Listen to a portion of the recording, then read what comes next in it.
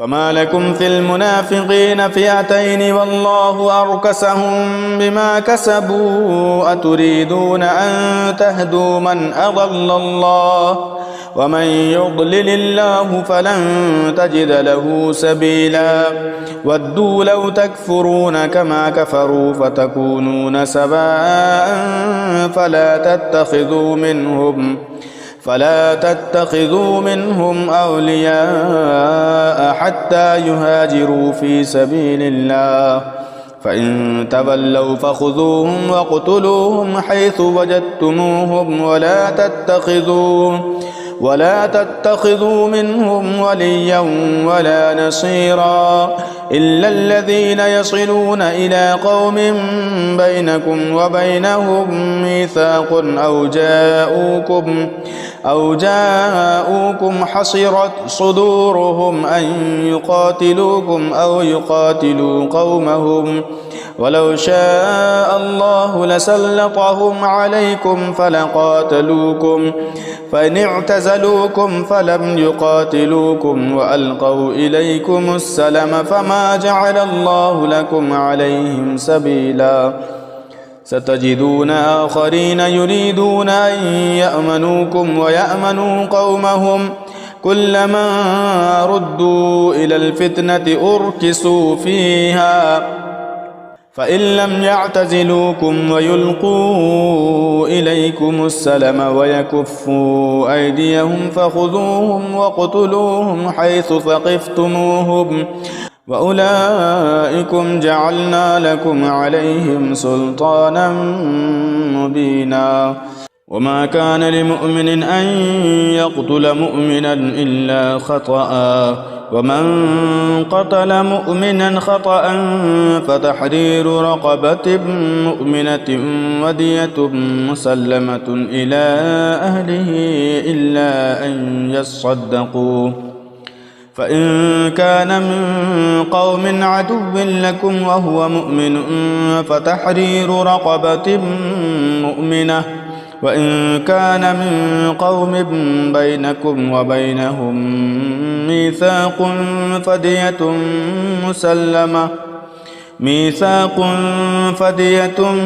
مسلمة إلى أهله وتحرير رقبة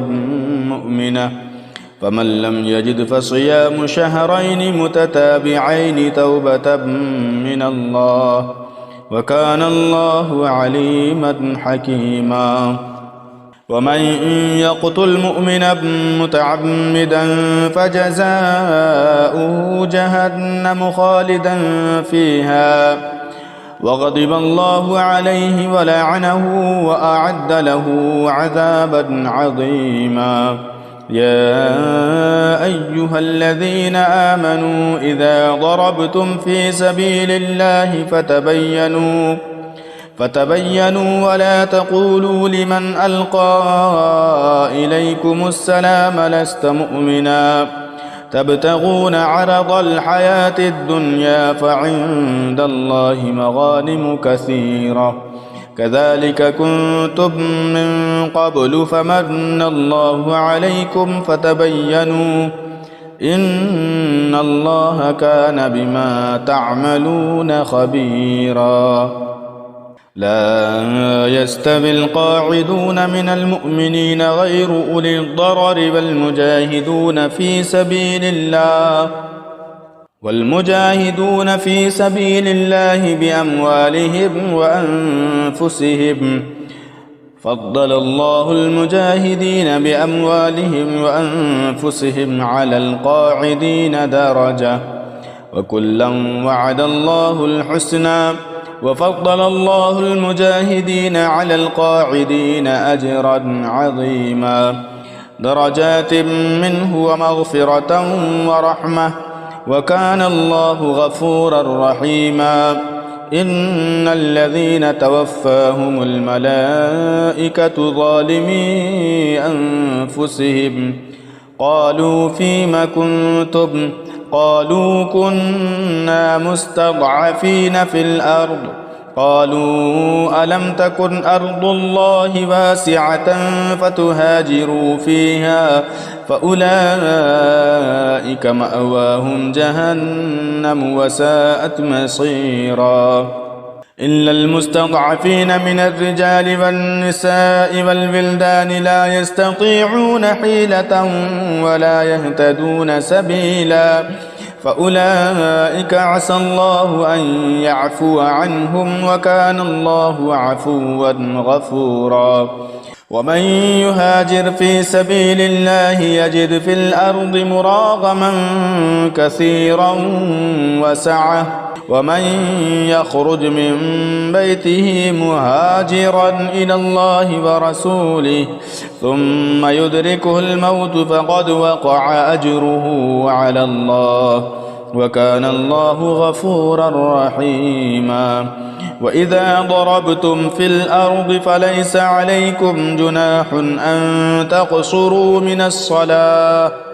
إن خفتم أن يفتنكم الذين كفروا إن الكافرين كانوا لكم عدوا مبينا وإذا كنت فيهم فأقمت لهم الصلاة فلتقم طائفة منهم معك فليأخذوا أسلحتهم فإذا سجدوا فليكونوا من ورائكم ولتأت طائفة أخرى لم يصلوا فليصلوا معك فليأخذوا حذرهم وأسلحتهم ود الذين كفروا لو تغفلون عن أسلحتكم وأمتعتكم فيميلون عليكم ميلة واحدة ولا جناح عليكم إن كان بكم أذى من مطر أو كنتم مرضى أن تضعوا أسلحتكم وخذوا حذركم إن الله أعد للكافرين عذابا مهينا فإذا قضيتم الصلاة فاذكروا الله قياما وقعودا وعلى جنوبكم فإذا اطمأننتم فأقيموا الصلاة إن الصلاة كانت على المؤمنين كتابا موقوتا ولا تهنوا في ابتغاء القوم إن تكونوا تألمون فإنهم يألمون كما تألمون وترجون من الله ما لا يرجون وكان الله عليما حكيما إنا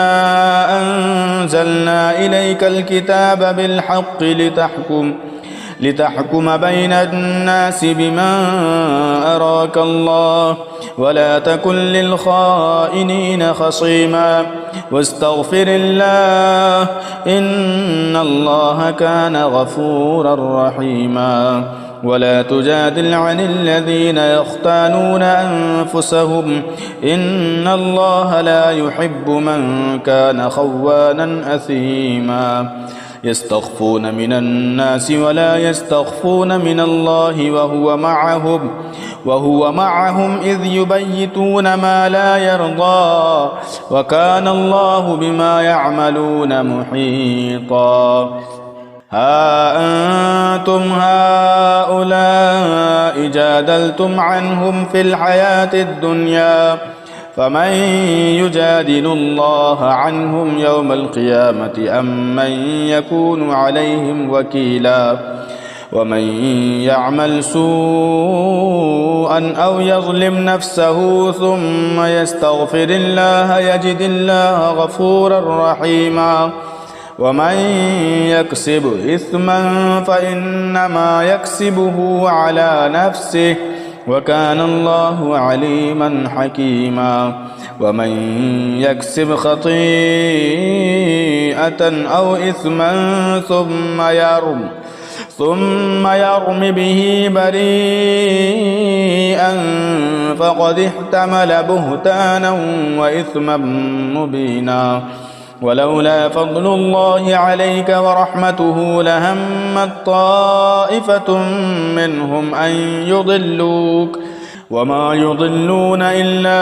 أنفسهم وما يضرونك من